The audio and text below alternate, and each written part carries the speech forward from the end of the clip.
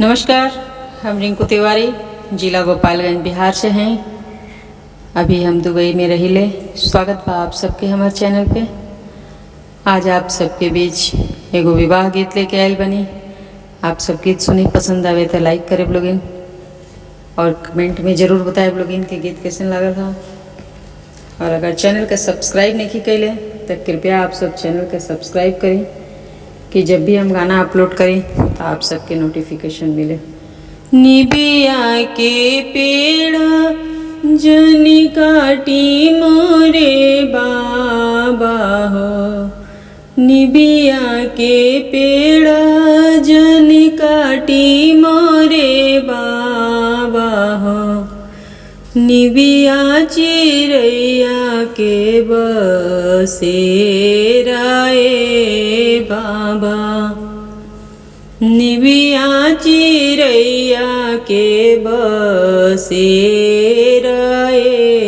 बाबा, निबिया के पेड़ जनी काटी मोरे बाबा हो, निबिया के पेड़ जनी काटी मोरे बाबा हो, निबिया चिरैया के बसेराए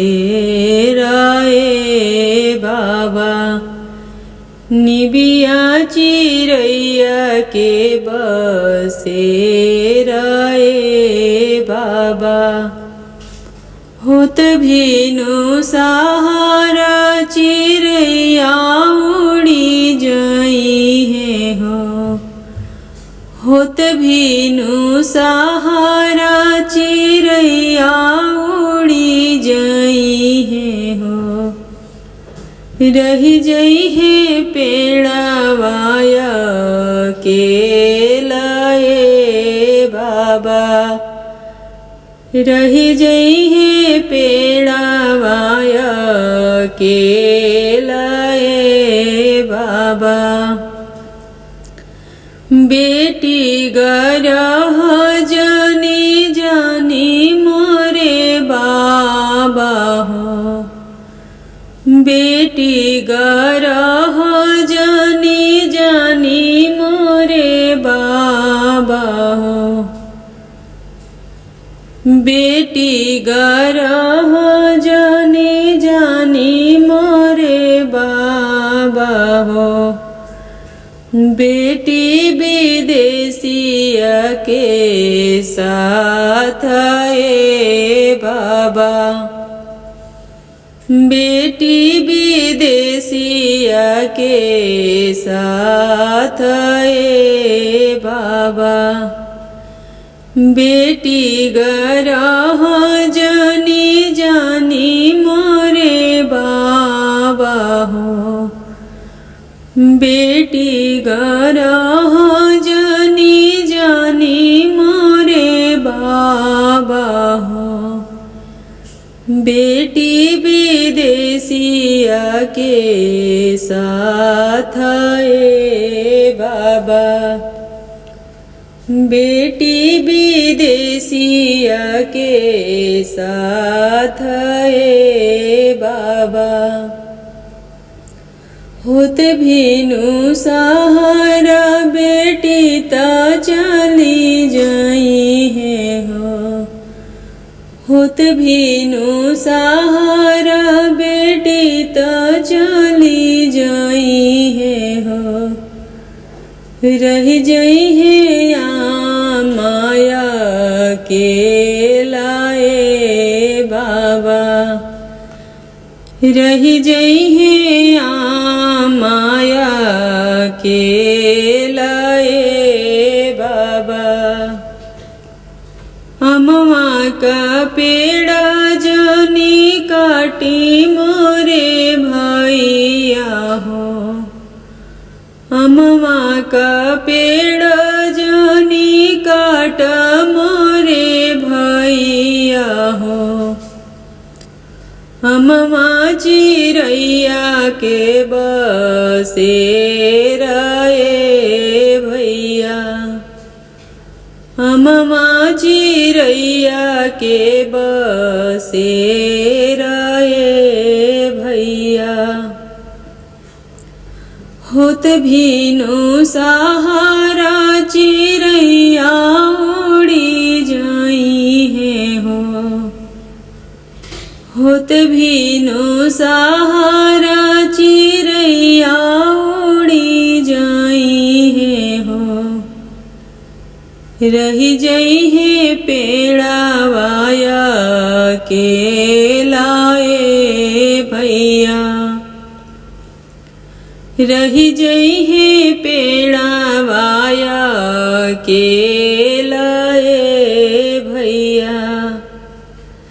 बहिन गरह जानी जाना मोरे भैया हो। बहिन गरह जानी जाना मोरे भैया हो। बहिन गरह जानी जाना मोरे भैया हो। बहिन विदेशिया के साथ ए भैया। बहिन विदेशिया के साथ ए भैया। होत भीनु सहारा बहिनी चली जाई है हो। होत भीनु सहारा बहिनी चली जाई है हो। रही जई है भाभिया के लाए भैया। रही जई है भाभिया के लाए भैया। अमरुद के पेड़ जानी काटी मोरे चाचा हो। अमरुद के पेड़ जानी काटी मोरे चाचा हो। अमरुद के पेड़ जानी काटी मोरे चाचा हो। अमरुद सुगा के बसेरा ए चाचा। अमरुद सुगा के बसेरा ए चाचा। होत भीनु सहारा सुगवा उड़ी जाई है हो। होत भीनु सहारा सुगवा उड़ी जाई है हो।